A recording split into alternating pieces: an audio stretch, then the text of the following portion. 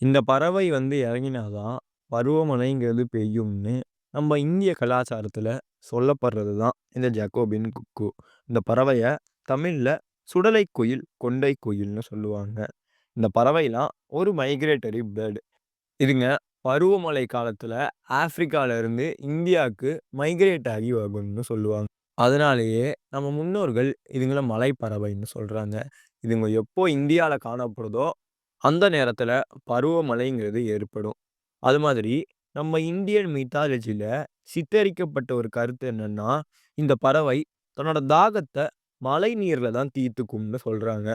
இந்த ஜாக்கோபின் குக்கு எங்க இடத்துலலாம் காணப்படுதோ, அந்த இடம் மழை பெய்யறதுக்கான ஒரு நல்ல அறிகுறின்னு சொல்றாங்க.